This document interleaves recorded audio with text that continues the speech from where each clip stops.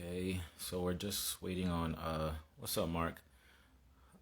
Hey, Anais. I think we're just waiting on Theresa, and then we can officially get started. Questions here.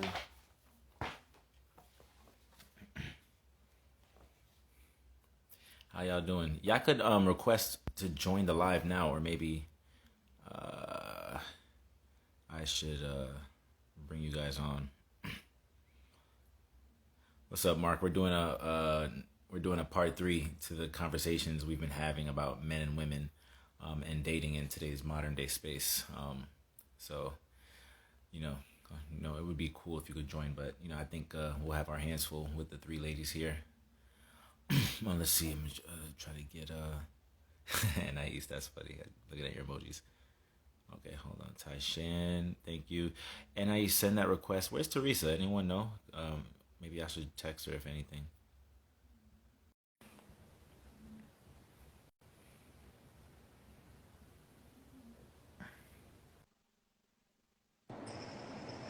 What's up, Tyshan? Hey, How you doing? I'm okay. How are you? I'm doing good. I can't complain. Blessed on this Sunday. Happy to be alive. Happy to be healthy. Yes and amen. Yes, yes, yes. Oh, Anais just requested to join. Hold on, I'm gonna get her on in a sec. Hello, people. Hello, hello, hello. We're going to have a very interesting conversation very shortly. Hold on, let me get Anais on. All right, Anais, logging you on.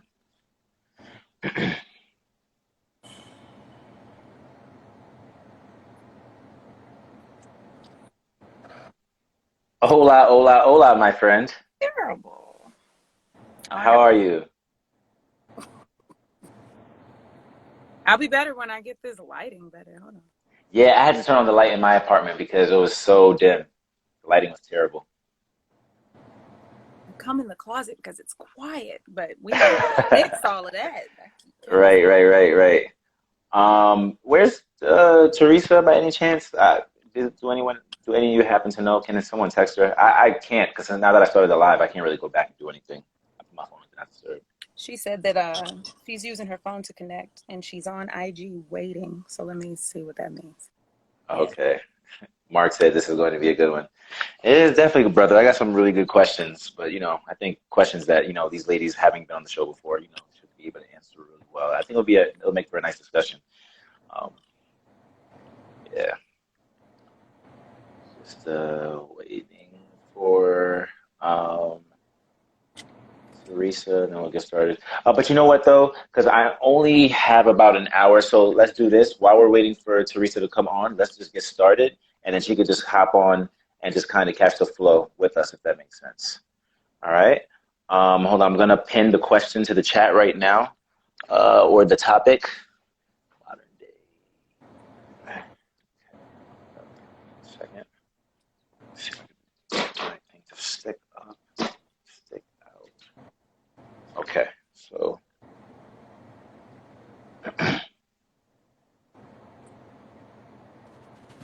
Hi, modern Shan, day you man. look wonderful. Oh, thanks. You do too. That 95, 9800 degree heat look good on you. I, this is the warm up. Look, we about to head into August. Them triple Yeah, digits is coming.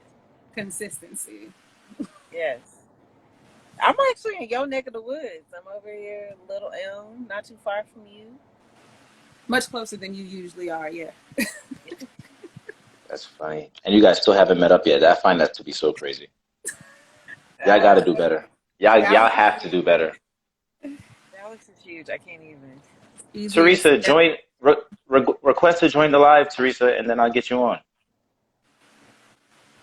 Okay. Cool. I see we have about 8 people in the room, so I don't want to, wait any longer. Let's kind of get the show on the road. So you all know how this works with the wise guys. I'm going to do a quick introduction, bring you all on, and we'll get right to it because I have about 4 questions, and I just kind of want to get to it. All right. Let me just bring Teresa on, and the final four are complete. Hey, my friend. How are you? Hello, I'm good. Good to see you. Good to see you. You're glowing. Good to see you too. Hi, Tyshan. Hi, Anais. Hey, Theresa, girl. Hey, I mean, I know, this is a nice reunion, but I kind of want to get right into it. We have about 53, 54 minutes left, so the questions will keep coming, and we're just going to keep flowing with the answers. I'll let you all know when it's like about 15 minutes and about 10 minutes before, the cutoff time, because I'm keeping this at an hour, and then we'll close it out on that note. That sounds good? Yep. Excellent. All right, cool.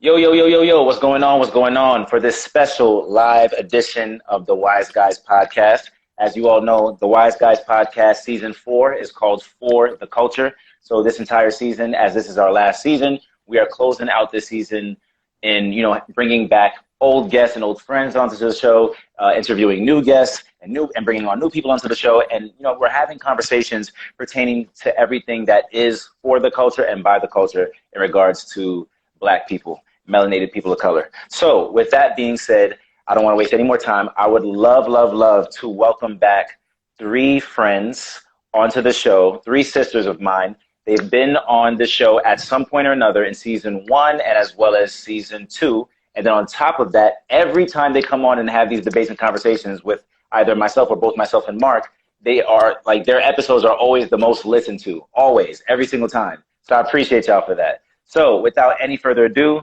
Wise community, please welcome Theresa and Anais, and as well as Tyshan back on to the Wise Guys podcast. Ladies, how are you all doing this evening or this afternoon, depending on your time zone?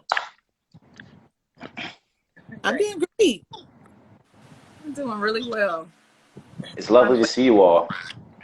It's lovely to see you all. So, all right, so check this out. Again, you all are at this point are not guests on the show. You all are not visitors. You all are Wise Guys alumni and as well as family. So I kind of just want to get right into it, if it's okay with you.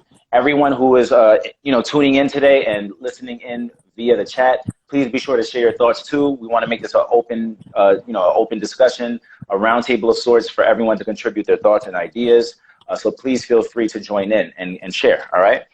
So with that being said, ladies, I want to throw the first question at you. All right. So now, this is going to get very interesting. So in the year 2021, I've been very introspective. I've been thinking about a lot this year. It's been a really hectic year, up and down. A lot of things that's been happening in my life this year. A lot of great things. Some things that's kind of has made my life fluctuate up and down. A lot of changes that have happened that I haven't shared with you all. But this year, the hot topic of this year in 2021 has been the one, the only, the man, the living legend himself, the Godfather, Kevin Samuels. And I've been tuning in like a fiend, waiting for the next dose every single episode to kind of learn and pick up from him what it is that he's talking about pertaining to the Black community and our relationships. So I wanted to ask you this question because this is something that never occurred to me up until now. And I wonder how you ladies feel about this. And I would love to hear your perspective. So the first question is, Kevin Samuels often says that the danger zone is between the age range of 27 to 35, meaning if a woman hasn't been courted or hasn't been actively dating between the ages of 27 to 35, then it is most likely that by the time she gets past the danger zone, which is 36, and then 36 to 60 is no man's land, she more than likely will not find a husband or a suitable partner or mate for the remainder of her life. So I wanted to know, with the age ranges of 27 to 35, is the danger zone a real thing? Are women's aspirations in relationships doomed if they have not found their significant other by the age of 36? What do you all think? Curious to hear your thoughts.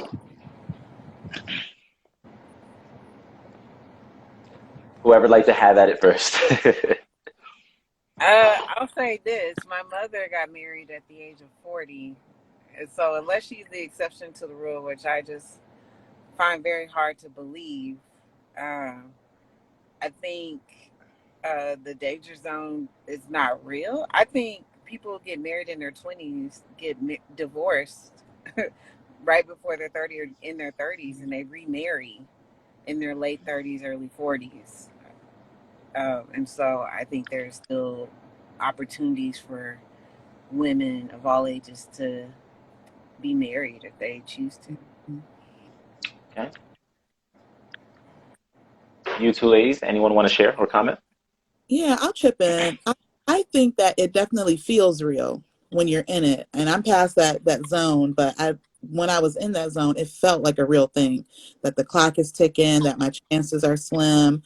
Um, However, I think that's a pressure that is like man-made. Like I don't think that's a real thing. I think it's just something that society has brainwashed us to believe as Black women that our value decreases or that we're less valuable the older we get. Um, so no, I found love after 35, and I'm very grateful that I was mature and I can handle it, and that 10 years ago I may enjoy this relationship that now I hold so precious. So it feels real, but it's an illusion is my answer. Okay. Anais. Y'all know I'm the co-signer. I don't lead these. But no, I agree because as far as what Tyshan said, I've seen somebody who's been married since at the time they've been married since they were 24 and got divorced on their 20-year anniversary in their 40s. They have kids and a house together and everything, and it's dismantled. And honestly, to see those two people now in a whole different space, it's better for the both of them because of the way that they've evolved and changed so much by a certain age. So I don't think, and she's already like not rushing it, but she has no problem finding new people who are interested in her genuinely and also in their 40s, early 50s, who are still ready to explore and be open to love. So like Theresa said, when you're in the thick of it, it's just like, oh Lord. But it's, and maybe if I'm still learning about Kevin Samuels, so I can't like attack him or agree with him per se. But if he's done some statistical work towards that, then maybe there's a trend, and statistically that's what it looks like. But as far as an actual reality, no. And I'd hate for women and men alike to get caught up in that and then be discouraged or start operating based on not necessarily factual information. That's really good. I'm so happy that you all three share those sentiments and those thoughts. One thing I think, though, as a man, I do feel as if younger women, I mean, I don't know, maybe this is just based off my own experience, but I do think that younger women between that potential age range or between the age range of like 23 to 28, 29, say that they really want something and have intentions of seriously dating, but at the time, like they don't really hold those like the courting phase or in that time frame as serious, or they don't really see it as, especially today's modern day relationships or today's modern day society, due to the heavy incline of social media and social media becoming ingrained within our social daily interactions. It more so feels as if like many modern day and young men too, to a certain extent, feel as if like, well, I could be 23, 25, 28 in college, in school, get into the money once I graduate, chasing the bag, and the relationships will always be there. So when it's time for me to get married, I can just snap my fingers and close my eyes, and then that magical king or queen will be bestowed upon my feet, and then here I am here, and we're gonna make this work, right? But I think just listening to Kevin Samuels and listening to a lot of the modern day relationship coaches or anything to that degree, it feels as if like what they're trying to portray or convey is that there's less of an intention or less of a motive at that age within the 20s, whereas in the 30s people are more so defined, matured, and have a more of a bit of a distinct outlook on what they want, tangible things that they want in life. So I don't know. I know another thing I was going to say was that I feel as if too, like in people's 30s, like people have more of a mindset of like, wow, like I need to solidify myself. So I don't know. I just think those are some of the things that I was thinking about. So I just wanted to kind of get your takes. But I think those are all lovely takes. Do any before we move on to the second official question of the day? Do any of you three feel as if or kind of think that women in today's modern space go by the trends, or not the trends, but the resources that are available to them in social media? So what I'm trying to say is, do you feel as if social media has kind of warped our ideas or our identities on what a conventional relationship looks like today? I'm curious. I would love to hear any of your thoughts. because to get that attention now is easy. You know, before, back in the 90s, early 2000s, you had to pick up your phone and dial and call somebody, or you had to actually go out on dates and really try to get to know the person. Now you can just slide into someone's DMs, slide right back out, and you could just, it's like the world is in abundance at this point, kind of, in a way. If that kind of makes sense. To some degree, I do agree. It sounds weird having those together. That it's social media. I think it's also the entertainment industry. And I think that's just coming from my teacher perspective. So sitting and working with adolescents and listening to the things they say and where they're getting their information and what influences they have, and Megan Thee Stallion and things like that. That's my perspective. But then it's funny because they do still have these little underlying values, but they're tucked way inside, real deep in their subconscious, where they're not necessarily thinking about it, because there's all these forward, outward things that come first. And maybe some of that is where the frontal lobe, once they get that piece of their brain in, it kicks in, like you said, time, experience, messing up in your 20s, and then get to your 30s and figure it out. Maybe it'll happen in that same way. Maybe it'll be delayed with this generation. But I definitely think that has an impact on the value of a relationship, and just different, everybody has different morals and different cultural ways of doing things. But I definitely think it's impacted everybody on a different level as to how that looks. Anyone else want to chime in? Good. Yeah, I think it's made the whole process very lazy. Like you said, in the 90s, you would really have to have intention. And even I remember, I remember more effort in middle school and high school from, boys than like in adulthood by men once it became like a social media thing. Because you're right, you can find somebody's Instagram tag, stalk them for a day and kind of like have a summary of who you think they are.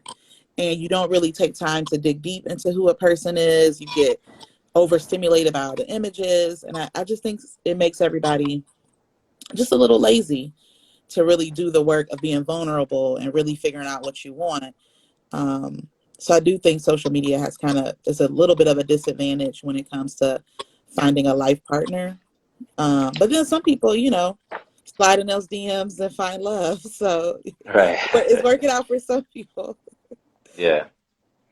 We talked about this in one of our, or maybe both of the prior episodes that we conducted last year last year in 2020 and in 2019 with Mark.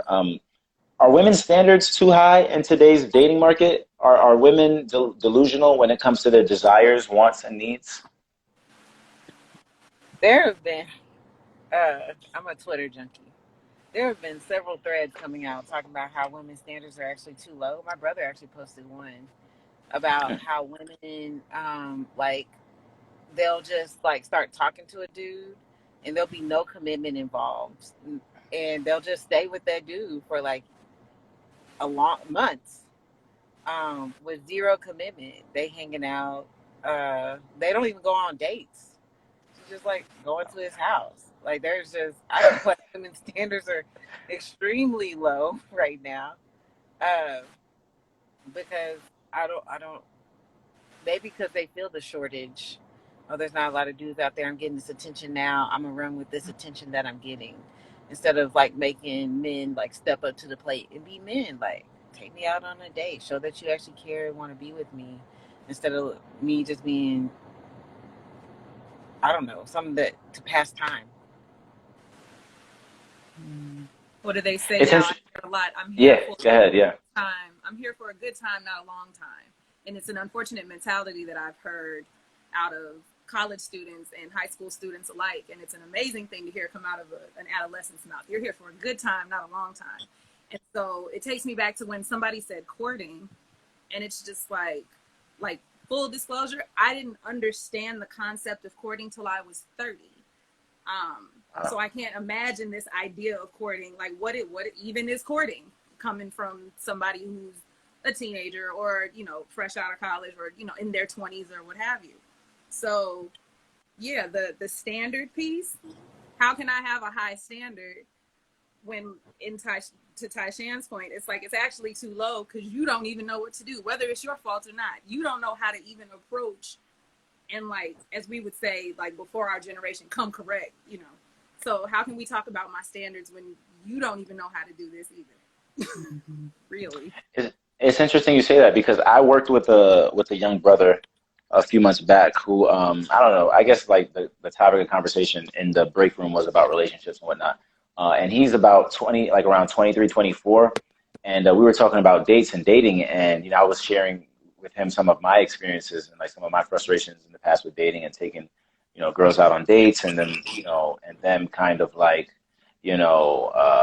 building with you for a bit and then kind of just like going their separate ways and not really, or saying like, well, this is not what I want, or this is not what I think I want, blah, blah, blah, things of that nature. And he was telling me, well, that's why I don't take girls out, going back to Tyshan's observation, that's why I don't even take girls out on dates, because they want to use you for your money and want to just have a meal, or they just want to, just go out just for the sake of looking cute and looking nice. So if anything, if we're going out, we'll go out, but we'll go Dutch. Like, I'm not going to pay for the date. And I'm like, but weren't you the one who asked? He was like, I mean, I might make a suggestion that we should like hang out and go out sometime, but I'm not going to pay for the date. Like, she has to work like triple times as hard to prove that she's really interested in me. And I'm like, okay, cool, I get it. But yeah, but he was telling me like the dating market or the dating pool now for like the younger millennials and close to borderline Gen Z Zennials is like the guys. I'm saying like they're like, nah, I'm not. Why should I pay for her date or pay for the date or taking her out, like if I'm not too sure how serious she's gonna be, or like the fact that she might just be playing around with me too and my emotions. It kind of hurt me to hear that, but I was just like, wow, like I didn't notice like this is the type of stuff that's actually going on right now.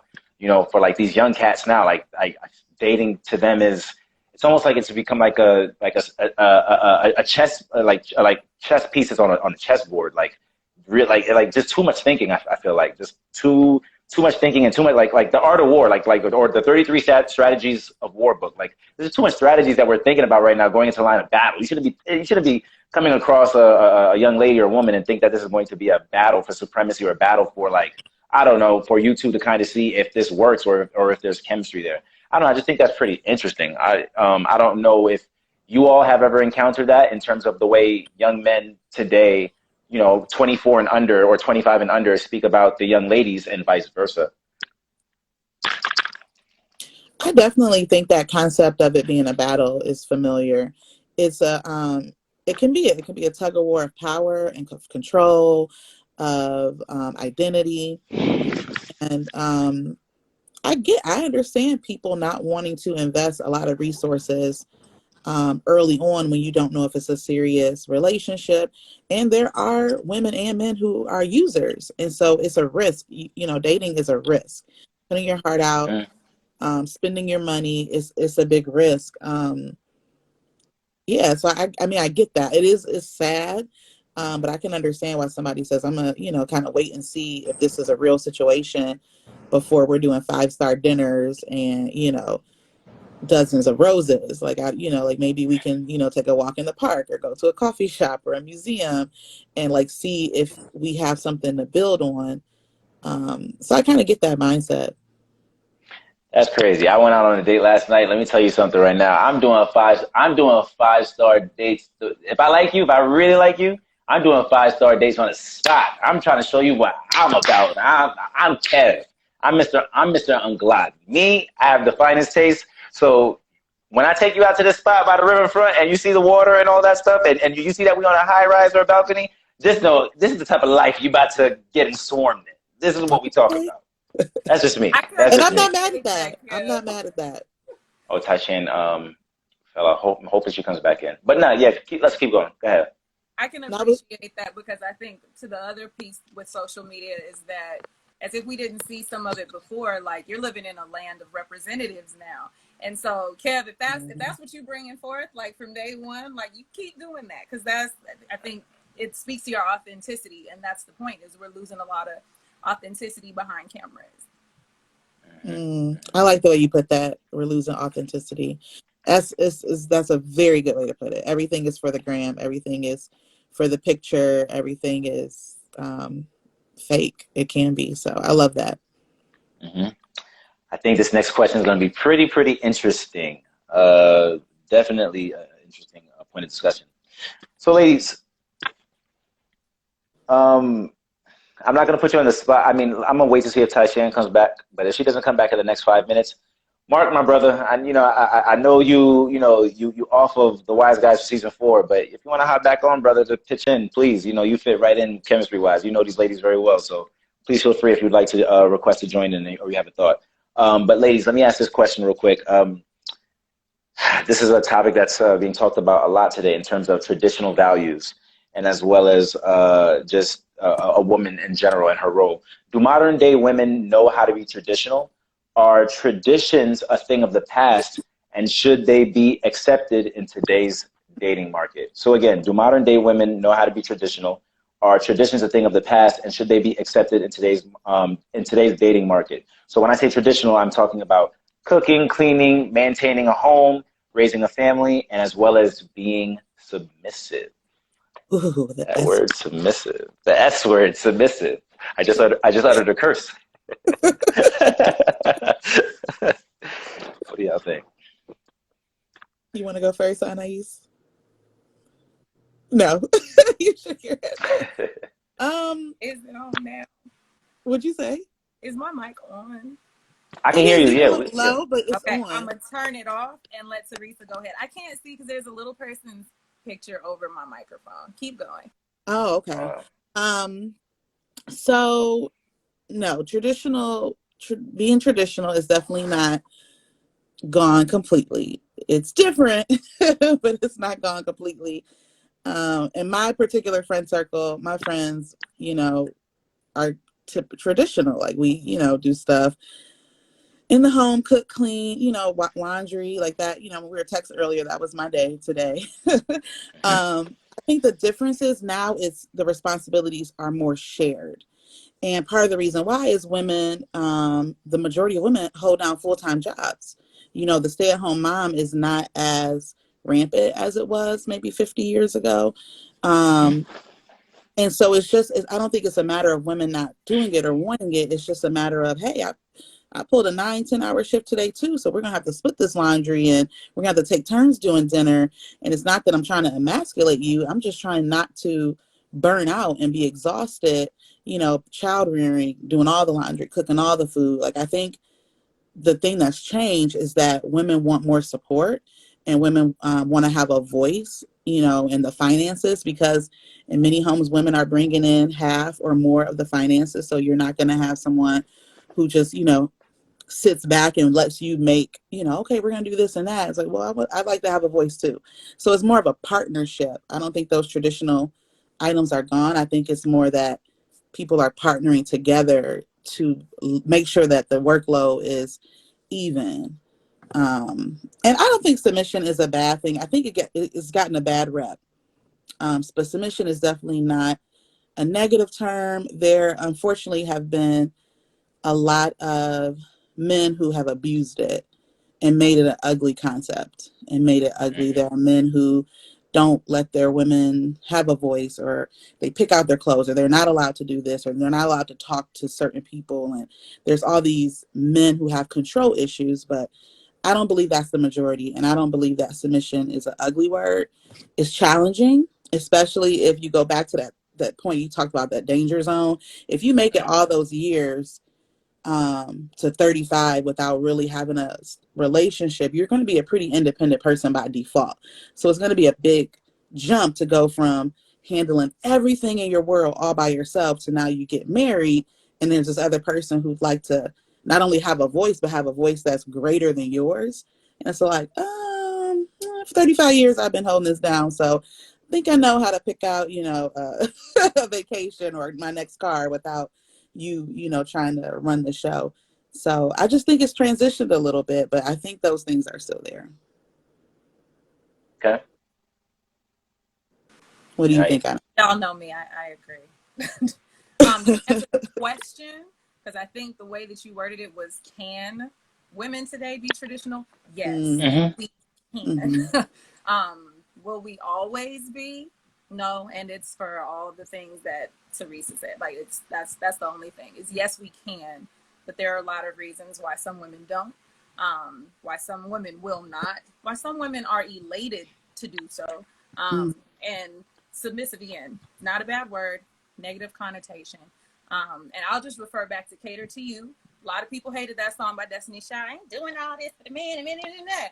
If he is deserving, if you do for me and I do for you, I have no problem being submissive to you as long as you do what we have agreed upon under this household. I do not always submit to my husband because everything's not 100%, but for the 90% that it is, I'm going to make sure that man in there is situated and taken care of. Amen. I will submit to my husband because he is taking care of this home. That's when you get it. So again, I'm a very give and take, 50-50 person. Gotcha. I totally get it. So in terms of traditional values, and we think about, like I was saying before, traditions, potentially being a thing of the past and stuff like that. Has that stuff evolved over time due to the changes that have happened to the society, such as more women going to school, going to college, getting their college degrees, obtaining more education and things of that nature, and that being something that was less of an access, if you really think about it, back in the 30s, 40s, 50s, 60s, into like the early 70s for women of color? I'm just curious to kind of get your thoughts on that. I think so. I think. Hold on one second. Marcus, I'm back on the Wise Guys podcast, ladies and gentlemen. After a good 7-8 episodes off, he's back for season 4. He makes a rare appearance. What's up, Mark? Hey, how's everybody doing? All right, not too bad. I'll get your thoughts in a second, brother. Teresa had just started on something. I wanted her to finish her point. Go ahead, Teresa. Sorry about that. I was just gonna agree with you to answer your question about the changes in time and society, adding to the changes in gender roles. Like gender roles have evolved because, like you said, women have access. Like it's only natural that society and those roles will change a little bit the more women become college educated and have careers. So I agree with your point. That's what I was going to say. Excellent. I appreciate that. Did I get you for this part of the statement, Anais, or no? Like in terms of, you're good? You're good? Cool. Mark, my brother, anything you wanted to share on anything we've been talking about tonight? We'd love to get your insight. What's up? I mean, I think, just piggybacking on what you guys were just speaking about, I think it's very situational because, like you said, now we have, our women are gaining access to higher education. They're doing everything that men can do, essentially. So I think that almost creates an imbalance to the prior, the prior structure where the man was the head of the household. He was handling all the money. He was handling all the bills. Now, like you said, women are making almost, very, very close to what men are making. So I think sometimes, it can cause some insecurity with the man because now where is his leverage? It's not power because the income is equal. So it becomes like where is the man's value to that woman? And I think that's where it becomes a bit tricky because she's saying, I make the same amount as you. What do I need you for? I can call a plumber. I can call a electrician, So right. I think that creates the imbalance. So you see a bit of insecurity with men because of that equality, So it's right. Really interesting. What's the solution? Can I piggyback off of that point, brother? And once again, ladies and gentlemen, whether you're tuning in live or whether you're tuning in through the audio version of the podcast, which will be released in a couple months' time, we have Mr. Mark Cruden back on the Wise Guys today, special guest. So happy to have him here. Oh my gosh, this is like the president just coming out of retirement. I love it. But no, it's so interesting you say that, brother, because I really wanted to make this point. So I quick, very, very, very brief, because we have about, I think, one more or 1.5 questions left, and I want to get to it. Yesterday, I actually went out on a date last night, and it was a wonderful date. Someone who I've been eyeing for a while, a very attractive young lady, but she's a bit older than me by a few years, whatnot.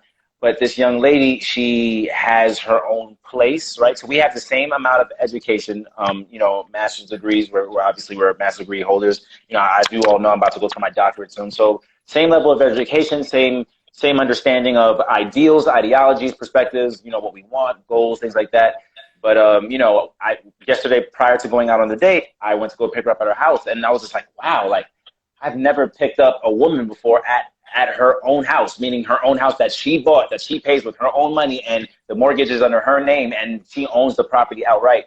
And, you know, the date went well or whatever, whatnot. But then as soon as I dropped her off, I was like, man, like, she's cool, don't get me wrong. But, you know, as a guy and me being a man and being my masculine, I had to find something wrong. I was like, well, I think the con is she has her own place and she's pretty established. So what would we, you know, if we had potentially got together, what would we be building here? Like, I mean, you know, I'm very confident. I'm very, you know, sure of myself and stuff like that. But I want to feel as a man assertive and say, hey, babe, this is what we're doing. We're going to go buy this house, or we're going to go get rental properties, or we're going to do this, do that. I want to be the leader. I want to facilitate and as well as instruct. So for me, it's just like, oh, man, like, I don't know about this. But you know what? I'm going to just still stick around and see what happens and see where it goes. Like, maybe this person is looking for leadership. I'll see. But obviously, it's too early to kind of decipher and to actually entertain those questions. But definitely, as a man, my frame for sure was definitely questioned and a bit not rattled, but a bit like kind of like discombobulated for sure. Because that especially me being 30, that's the first time I've ever experienced that. Because a majority of the women that I've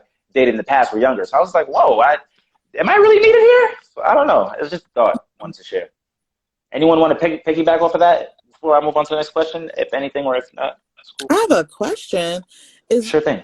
It sounds like men, which I knew this already, but men kind of connect their value to their dollar amount that they bring in. And is that a really good assessment of the value of a man? Like, isn't there more to that equation of what makes a man valuable to a woman than just how much money he can provide or financial security? You want to tackle that one, brother? If not, I could. Yeah, sure. I mean, I feel like traditionally, you know, the man has always been the one to catch and kill, whether, you know, it's, you know, going back to the Stone Ages where we went out to go hunt and bring back the meat. So I feel like it's always been tied to your ability to produce and your ability to protect as well. So there's a protection element, and another value play that I believe that we have is, you know, raising a boy, because only a man can raise a man, in my opinion. Same thing goes for women. Only a woman can raise a woman, because, you know, men don't have that experience. So we don't have that, you know. So it's tricky. It's tricky. There are other ways that we can provide value, but I feel like it's always been tied to how much you can produce, because, you know, while your woman is, you know, bearing your children, you know, you're going to have to keep bringing those funds in. You're going to have to keep it flowing. So I think we'll always be judged on that. It's interesting you say that. I just want to add this last point in, if anything. I was actually watching a video with Kevin Samuels earlier today, and I think he was coaching a young man about growing into his masculine frame, and before even thinking about relationships, work on himself as a man before he could possibly consider working into a relationship where he would be taking care of another person. And then he was saying something that I found to be very striking. He said that only your mother loves you unconditionally. And a woman who is not your mother, who you are attempting to get into a relationship with, she will love you on a conditional basis. Because when it comes down to it, if you start a family with her and you have to help provide and take care of her, you know, if you're not doing what you need to do, you will no longer be someone that is well suited for her. She will eventually have to consider moving on. Or if you guys are attempting to get together, she will eventually have to make a quick decision on whether she sees you as a potential suitable mate or not. And I just thought that was really interesting, because it kind of brings me back to like the animal kingdom in the wild, right? The female gazelle or the female lioness, she looks to see who's the alpha of the group, who can potentially, you know, bear her children, you know, who can she possibly, you know, provide her seed to bear the, you know, the labor of her womb, right? So it just kind of, it makes me interested in thinking, like, if our species as human beings, you know, especially women and men, in terms of our dynamics, if we operate on the same accord too. I don't know, just thought. That's a great point. I feel like we do to a certain degree, because, you know, if a woman has children and her man can't provide, she can't allow her children to go hungry. So it's in her best interest to find someone that can, you know? So if that man gets left aside, I mean, that's just survival at that point. It becomes her looking out for her children and putting herself last. So I can't blame somebody in that point, in that instance. It's tricky. It's heartless, but, you know, you got to look out for your children. For sure. Yeah, that's crazy. That's a good point. Okay, cool. I guess this transitions into if we have time, I'll throw an additional question in there. But I guess this transitions to my last question of the day, and I'll start with you ladies. So it goes right into it, right? In today's society, can a man be himself and fully lead a relationship? Or is that not his role anymore? Is it just 50-50? Is that okay?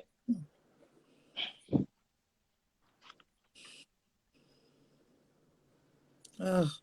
When you say be himself and still lead.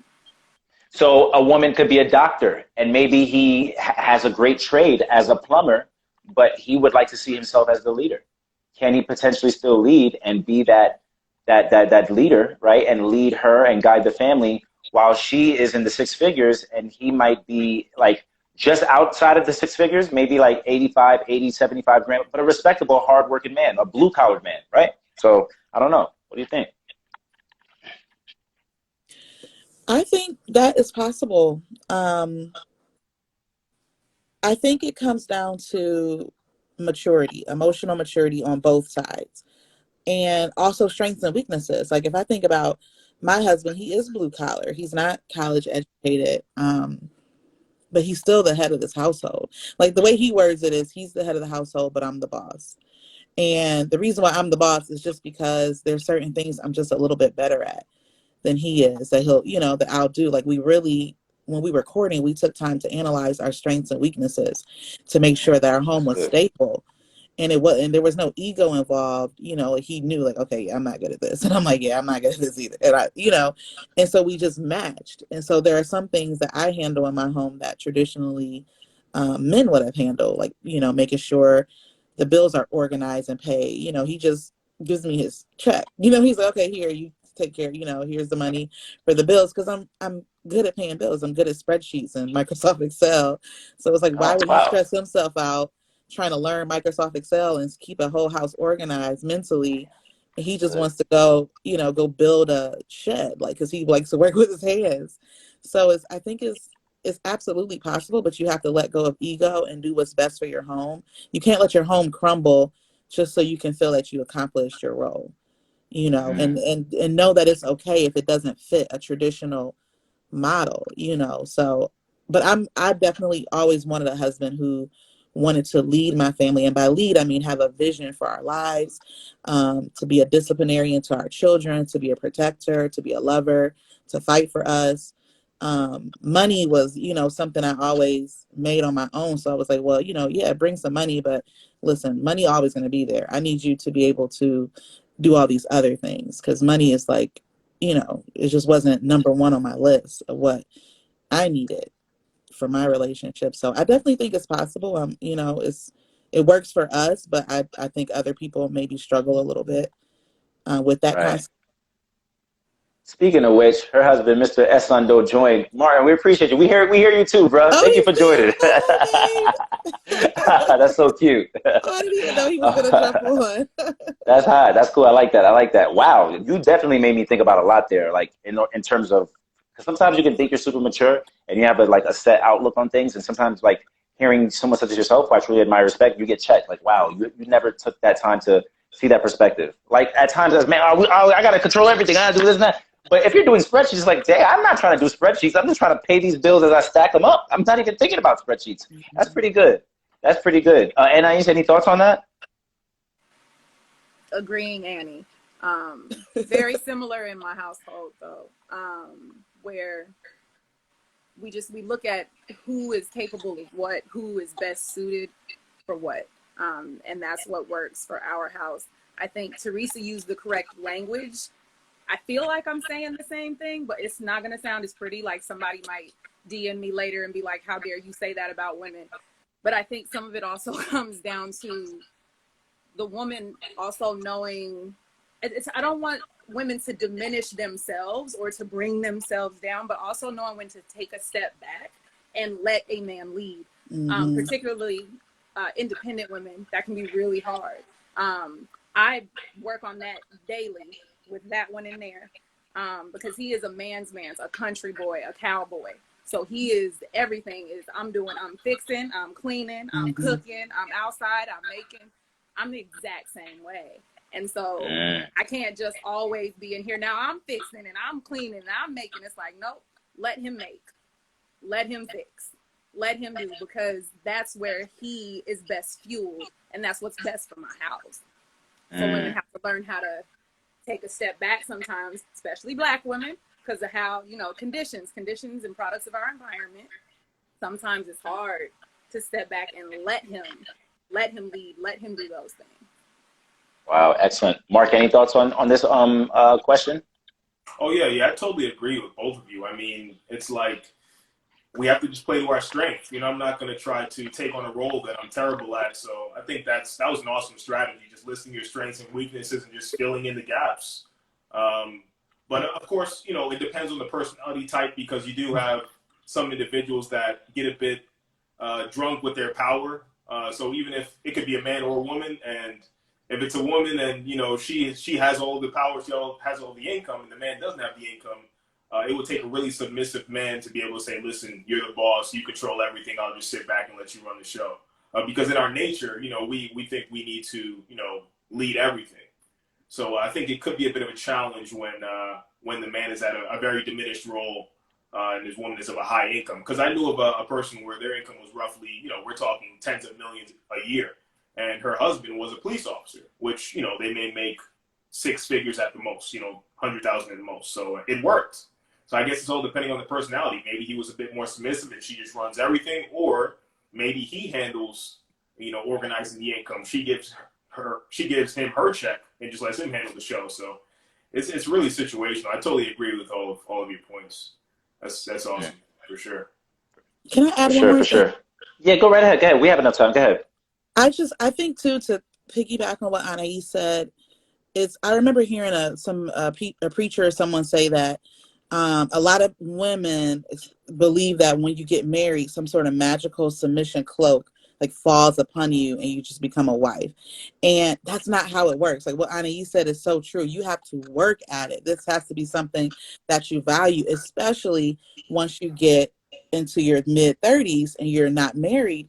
You're navigating life alone. That's something I had to practice and read books and talk to other wives. I had to learn how to let my husband be the leader, because I've been leading myself and leading others for so long. So it's not even intentional sometimes when women come off too controlling or dominant or independent. They're just surviving. They're just doing their best as a single woman to survive this man's world and have something of their own.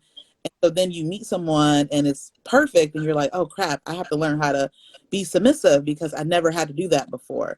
So it's a journey, it's a process. It's definitely worth it. But it is not instant. It is not something that just hits you the day you get married. It's something that you have to grow and learn into. And I think that's the part that maybe women don't know. I think they believe you're either submissive or you're not. And it's like, no, you can learn how to let your husband lead no matter what the income level is or whatever, Right. No, I totally agree. So we have about 11 minutes left. So I'm going to end with this final question and then we'll close out. All right. This is a bonus question, but I wasn't sure if we'd be able to get to it. So to close this out, what are the issues moving forward? How can we, can we possibly fix them? Right? Can we possibly fix these issues or concerns? But what are the issues you think that are plaguing the Black family in terms of building relationship dynamics today? Is it single motherhood? Is it divorces? Is it the lack of a family structure and broken homes? What do you all think? What are the issues plaguing the Black family, in terms of the dynamic or the relationship, whether it's, man and wife, mother and son, daughters, right? Father and his son, daughters, children, that family dynamic. So I'm talking holistic now, not just man, woman, I love you, boo hoo hoo. So what do y'all think? So again, the question is, what are the issues? So what's the main issue? I would say, what is the main issue or concern plaguing the Black family in terms of their family dynamic? Because it seems as if the Black family dynamic is an endangered species right now. It's an endangered thing. It's an endangered paradigm. In this country, I mean, in America specifically. I'm sorry, I should have made that more clear. Yeah, because I can't say nothing about nobody outside of here. I can barely say anything outside of this house. I guess something that comes to my mind first, if I just throw it out there, it's not necessarily going to carry beyond this. But I feel like communication and understanding, an understanding of the parents and an understanding of your children. Because when you lack the communication and understanding where your kids are in their world,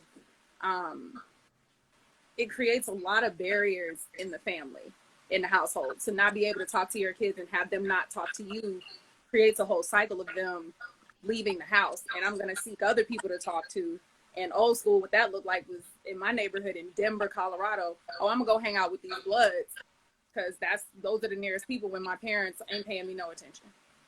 Communication and understanding of where parents are and kids are in that household. We got to go back to like family dinners, at least once a week, no TV, that type of thing. Mark, go ahead. And Theresa, I'll let you have the final point because I know Mark was going to speak same time as Anais. Go ahead, Mark. For sure. That was amazing communication, because I feel like, if we actually communicated that way when we're dating, when we're just courting someone, that would solve a world of problems. It's like, you meet someone and it's like, well, I want to take you to a amazing date that, I'm probably never going to do when we're together. Now you create this false persona that you have to eventually come clean. This isn't me. I was just putting on a show for you. So, yeah, man, if we could just be straight honest from the beginning, like, listen, I don't like fancy restaurants. I don't like, huge vacations. I'm just a simple guy. Things would be, it'll make things so much better. So that was amazing communication. I just blew my answer out of the water. I'll take that. I'll just ride on that one. That was awesome. Agreed. Theresa, how about yourself? I agree too. Like knowing thyself and communicating are huge. What originally struck my mind was the stigma to therapy is a huge, I think, disadvantage for the Black family dynamic, because I think if more parents took time just to unpack their childhood, nothing, it doesn't even have to be major, but if you just took a minute and sat through and with a therapist and talked through what happened during your childhood, how did this make you feel, your sibling dynamics, if you can unpack that and understand it, I think it adds a layer to your parenting that you wouldn't have otherwise. And I think it'll make you a better parent when you understand how the dynamic of what you grew up in affected you, good or bad. Not necessarily, it doesn't have to be traumatic, but just understanding how it impacted you and how it shaped you into who you are today. I think that would be a major shift for the Black family if there was more of a focus on understanding childhood, whether it be traumatic or standard, I guess. Can I just throw in a shameless Go ahead. for a sister? Because she said that, my intuitive guide, my therapist, my sister woman, Dr. Toya, shadow work therapy, some of the same things that I almost called you Toya, Theresa. Theresa just said, it's a journey, and it literally, you spend time doing your shadow work, that work that is deep, what happened in the past, addressing your inner child, stuff like that. If you're interested in knowing more about what this journal is about and what shadow work is, just DM me and I'll definitely pass it along. It's like a $10 journal book, and it's amazing for addressing what Theresa's talking about. Awesome. 100%. And then that's crazy. Yeah, I know. And then IMSB said, and recognizing that I_MSB says, and recognizing that what works for you as a child may not necessarily work for your own children. That's true. That's true. That's very, very true. I often say to myself, I'm not going to be like my dad, but I think I am going to be strict like my dad. But at the same time, I said this on the date I went on last night. I was like, when I do have children, though, I want to hold my own self accountable. So if I did something during my parenting that was wrong, I want to be able to go back and correct that and say, look, hey, I was wrong about that. And I know, you felt some type of way. Tell me how you feel. Tell me what you think about it. And, I'm going to be more mindful or cognizant in the future to not make that same mistake again. So that way they can learn their own accountability too. Because my accountability, I had to learn that. Because growing up in a Haitian household, my parents I'm not going to say they didn't believe in accountability, but to their culture, accountability was nowhere near their purview. It was like a blind spot, because traditionally for them, it's like the parent is always right and the child is always wrong. So that's something I think even too, we should be more mindful of moving forward. So thank you for that thought or that comment. Does anyone have anything else to say before I move on to the word to the wise? Or yeah, I was just going to say just the understanding. That point is huge too, because I feel like a lot of us don't even know ourselves, and we don't find out who we really are until we're 35, 40. And then we realize that we may have, messed up a lot of relationships previous to that. So I feel like if we could learn about who we are earlier, it would really prevent so much failed relationships. So we can identify who we are, we can communicate who we are, and we would have a much smoother road. But I don't know, like you said, a lot of us are, we're not open to therapy and actually learning who we are. So that's another problem. So it's interesting. It's really interesting. Excuse my dog. Very cool. No, yeah. Hey, Lauren. that's my niece right there. Hope she's doing well. Well, honestly, I don't even think we really need a word to the wise for this episode because it seems as if you all made great points. I guess I'll just do a word to the wise because you all, spoke upon a specific word, whether it was therapy or understanding, that I thought gave great clarity and as well as a great elaboration as to how to move forward in the processes of building and framing and shaping a family dynamic. For me, this is for me. I'm speaking from my personal experience. I'm not perfect. I've made mistakes in the past, especially when it comes to relationships. And I've had a lot of moments where I think for sure I was very short-sighted and very immature and selfish. I think for me, it's humbleness.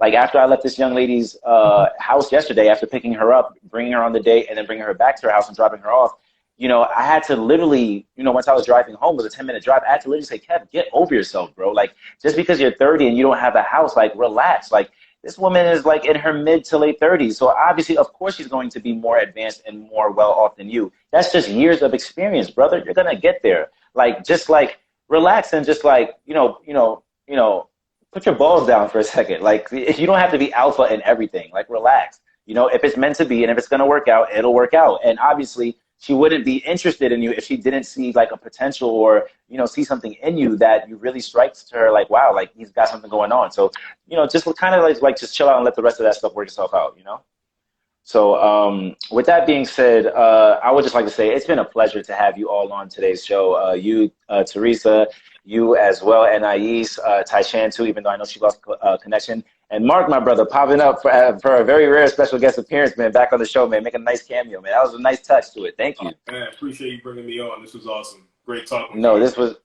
100%. So just to close out the show, as I said before, the Wise Guys podcast can be found on all streaming platforms: Apple Podcasts, Spotify, Google, Stitcher, Breaker, Anchor, YouTube, on any streaming platform. All right. Please be sure to rate, subscribe. We're going to keep these episodes coming until the third leading up to the final week of December, where we officially close out the show. I'm going to be bringing Mark. He knows this already. I'm going to be bringing Mark back on for the final episode of the season and the show overall, the series, to kind of recap on our favorite episodes once that time does come in a few months down the line. But nonetheless, we appreciate you all for tuning in. Shout out to everyone, Pat, I_MSB, Martin as well, for popping in, showing support to his lovely boo, to his wife. All of you, for just sharing and chiming in on your thoughts. And shout out to our other homegirl who couldn't make it today, Amanda. We love you, sweetie. We hope you're doing well. And once again, I just appreciate you all. Thank you for tuning in. All right. As I said at the beginning of the show, this is Kevin Anglad. This is my former co-host and special guest of the Wise Guys, Mark Pruden. How you doing, guys? And yes, and we have been joined by our very special guest, ladies. Theresa. Anais. And you've been tuning into the Wise Guys podcast. We have another Wise Guys Live happening this Tuesday afternoon. All right, talking about Black politics and socioeconomics. And on top of that, no matter what, especially on the audio side, we'll see you all next week. And as my brother Mark always says, you can say it, bro. Stay wise. We out. Right. Take care, everybody. Have a great day. Enjoy your night. Thank you so much. Bye.